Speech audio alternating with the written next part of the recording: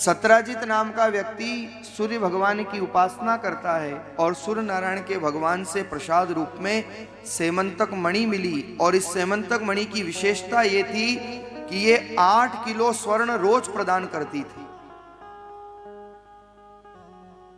भगवान को जब ये पता चला तो भगवान सत्राजित के पास गए और द्वारिकाधीश ने कहा कि आपके पास जब इतना धन है तो उसका सदुपयोग कर लो।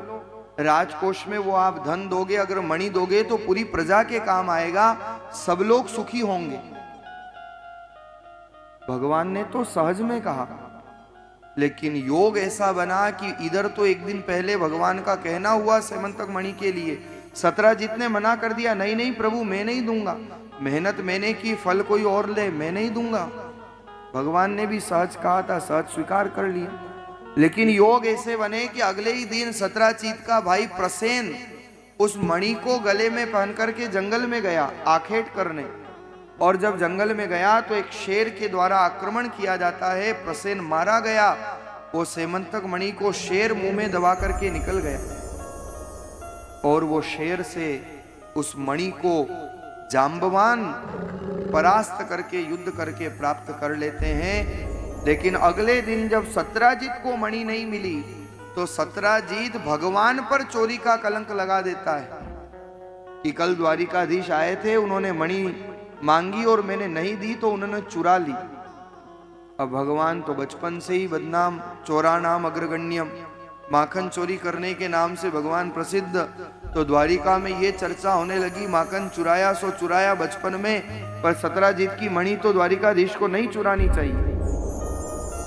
भगवान ने कहा मेरा कोई लेना नहीं देना नहीं, मेरे जबरदस्ती माथे पे कलंक। और तो और रुक्मणी जी ने कह दिया, बलदेव जी ने कह दिया कि ये आपने क्या किया, घर वालों ने भी नहीं छोड़ा। भगवान ने कहा इस चोरी के कलंक से मुक्त होना पड़ेगा। और भगवान द्वारिकाधीश स्वयं सेमंतक मणि की खोज में जंगल में निकल गए और खोज करते करते करते पहुंच गए जांबवान के पास, जिसके पास सेमंतक मणि पड़ी थी। और जांबवान के पास जब मणि देखी तो भगवान ने कहा ये मणि सत्राजित की है, पुनः लौटा दो। जांबवान कहते हैं ऐसे तो नहीं दूंगा, युद्ध करना पड़ेगा। कौन है ये जांबवान?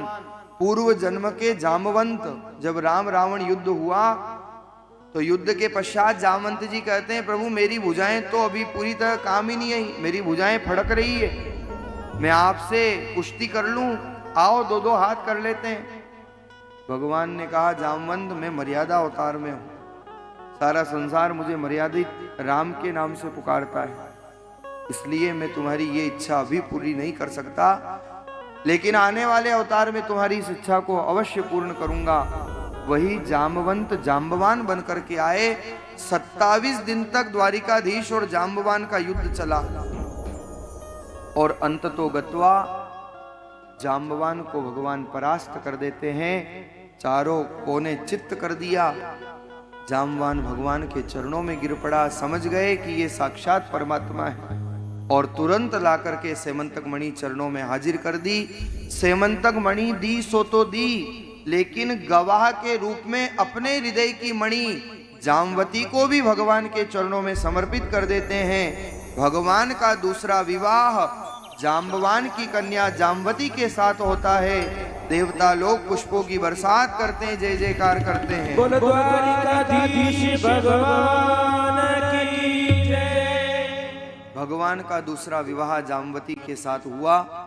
भरी सभा में भगवान जामवती को लेके आए। जामवती ने गवाह दी कि ये मणि मेरे पिता के पास पहुंची और इसी प्रकार से पहुंची।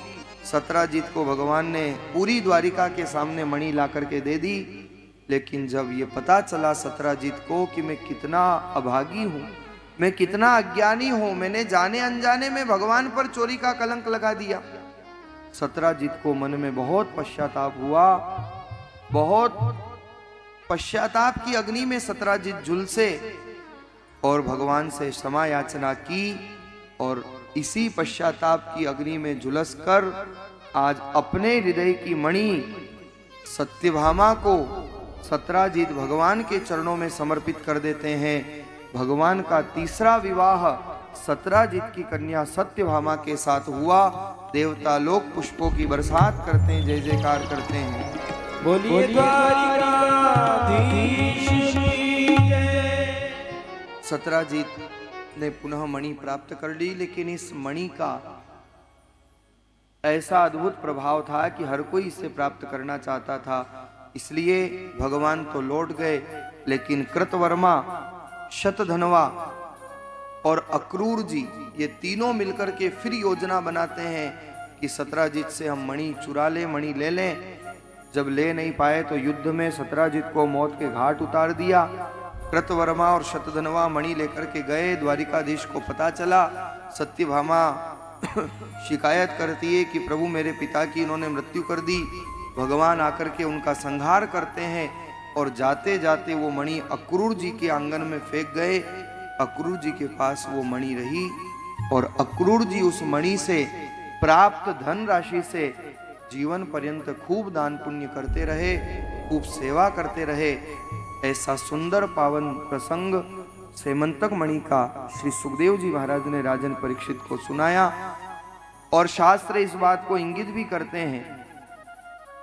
मनुस्मृति में लिखा है कि भादवे की चतुर्थी का प्रथम पक्ष का चंद्रमा देखने पर जीवन में लगा हुआ चोरी का कलंक समाप्त होता है। एक सामुद्रिक शास्त्र है, उसमें बहुत सारे इस प्रकार के वर्णन आते हैं।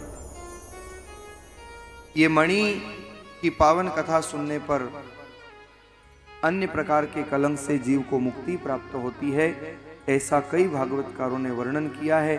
और देखो बात विनोद की है, लेकिन भगवान तो किसी सच्चे भाव, किसी निर्मल हृदय वाले को खोजते हैं कि कौन मेरे से प्रेम करता है, किसका भाव निश्चल है।